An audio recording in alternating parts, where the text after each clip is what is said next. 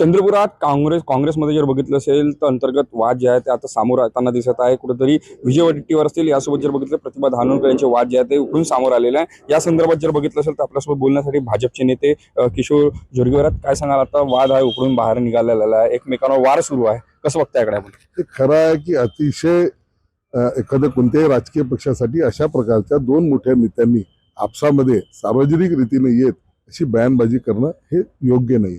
शेवटी आम्ही जनतेला बांधील आहोत।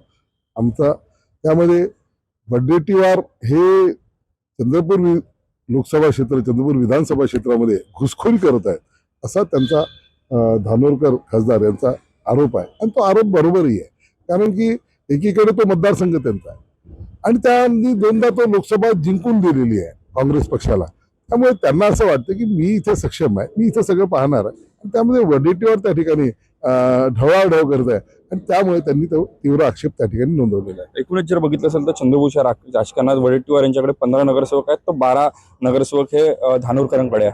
असं असताना भाजप काही गेम प्लॅन करणार तिथं? हे बघा, ही संख्या आता माहित नाही तुमच्याकडे कुठून आली, परंतु ही गोष्ट खरी आहे की दोघांकडे वेगवेगळे काही संख्या आहे, कुणाकडे कमी असेल कुणाकडे अधिक असेल, परंतु ही दोघांकडे संख्या आहे आणि दोघांचाही प्रयत्न हा आहे की आपल्या गटाचा महापौर व्हावा। अजून महापौरचं आरक्षणच उघडायचं आहे, निघायचं आहे, आणि ते अशी आपल्याच नगरसेवकांची आपल्याच नेत्यांनी अपहरण करणं, पळवापळवी करणं हे काही योग्य नाही आहे। आणि हे काही जनतेला या ठिकाणी जी चंद्रपूरची जनता पाहत आहे त्यांना ते काही आवडलेलं नाही आहे। आणि तुम्ही आता म्हटलं की तुम्ही काय सत्तेचा दावा करणार, आम्ही सर्व परिस्थितीवर लक्ष ठेवू।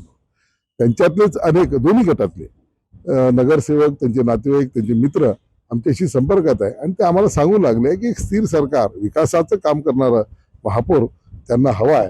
आणि म्हणून त्यांची भूमिका आहे की आपण यामध्ये पुढाकार घेत, भारतीय जनता पार्टीने पुढाकार घेत या ठिकाणी महापौर बसवावं, सत्ता स्थापन करावी, अशी आता लोकभावना होत चाललेली आहे। कुठल्या गटातले म्हणजे वडेट्टीवारचे आहेत की धानोरकरांच्या संपर्कातले? दोन्हीकडचे जे कंटाळलेले आहेत, यांच्या या वादामुळे ते कंटाळलेले आहेत, असे जाहीरपणे अशा पद्धतीचं वातावरण निर्माण करणं, स्टेटमेंट देणं, पळवापळी करणं, धमकवणं, आमिष दाखवणं, म्हणजे हे तर पहिल्यांदा पाहतोय की आपल्याच गटातल्या लोकांना आमिष दाखवून त्या ठिकाणी 20-20 लाख रुपये देऊन आपल्या गटाकडे येण्याची दोघेही सांगत आहे। हे काही योग्य नाही।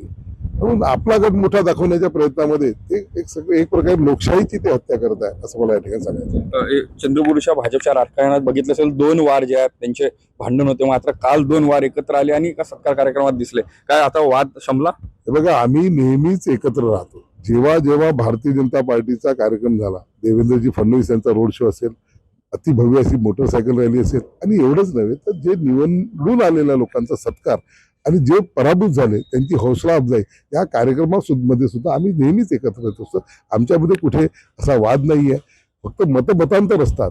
एखाद्या काम करण्याच्या पद्धतीवर त्यांचं मत वेगळं असू शकते, माझं मत वेगळं, पण आमचा अंतिम उद्देश हाच आहे की शेवटच्या माणसाची सेवा करणं। ही होती आपल्यासोबत आमदार किशोर जोरगे। तेजस मुतुरे, जय महाराष्ट्र न्यूज, नागपूर।